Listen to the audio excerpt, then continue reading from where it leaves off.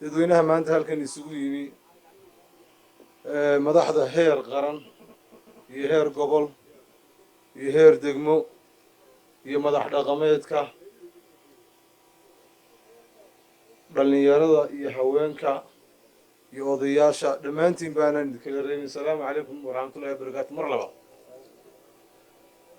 waa goor dambe hadalkana inaan kusii rafto ma jeceli, inkastoo maanta sidii tib laygu waday aan waxba laygaga tegin. waxaan u tirinayaa caaqil bidi, mashkiladana caaqil bidi aan u tirinaya, allaha kaa dhaafo.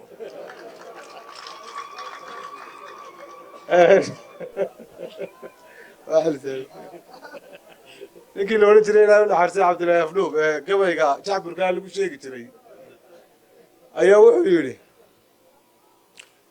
haddii celi siciidii tashaday arabna ii raacay buu yidhi, waryaa carro siciida isaaq jeexi bay helay. ya nin iyo haddii ay laba yihiin way iska celin lahaye musanowga waxaan way gu urureen buu yidhi. maanta waxaan isleeyahay dee inan yaroo reerabtigii u yeedhay oo la yidhi xafladdii tuuladii ismaaciil xuseen baa jirtay kaale ayaan ahaayoo tabo baan soo idhiyo markii odayaashii abtiyaashay dee tib igala daaleen hablaha aan maabtiga nahay baan gurmed ka filay, iyagana way aamuseen.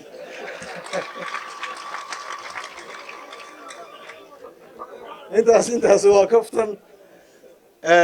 halkaan joogno deegaankan maanta iyo xilliga aynu joogno ilaahay subxaana wa tacaala waxaan uga baryaynaa inuu deegaan barwaaqaa ka dhigo.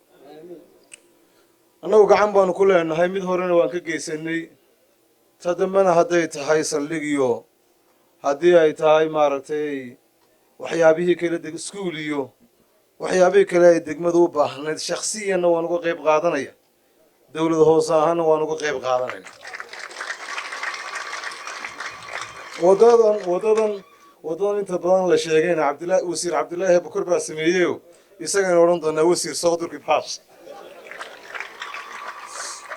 sidaa xildhibaanku sheegayna salaadiin baa u tagtay wasiirka oo tiri waddaanu kaa doonaynaa, isagii wasiirka biyaha labadaba u tago wasiir iyo ceel biyaha baanu idinka doonaynaa. laakiin idinkana waxaa laydinka doonaya dowladdu had iyo jeer hooyadu ilmaha yaree qaylada badan haday jira oohinta badan leh raashinka intaanu bislaanba in yaru qalays iyo waxbaa la sii siiya. qalayska xaggiinaaban tuhunsanaayo islahaa iyagaa qalayska la siinayaa.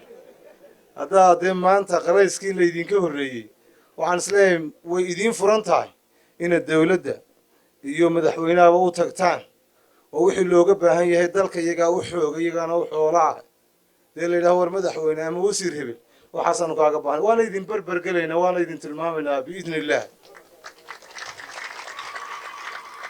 goor dambaan joognaa, salaadiina waan gelaynaa, kolley annagu burcano waa kusii soconnaa. shirka waxay noo soo xidhi doonaa haddii ilaahay ka dhigo madaxweynihii gobolkaa jooga maxamed diiri axayd, isagaa inoo soo xidhaya. duca haddii ay tahayna isagaa inoogu gebagabeynay, inkastoo ducayeelkii dee in axmed nadiif inoo duceeyey oo haddii ducayeelku duceeyana wixii laga daba tuuraa waxa weeye dhaadhaad. inta dhaadhaadkaana bari saabkaa inoo soo xidhi doona.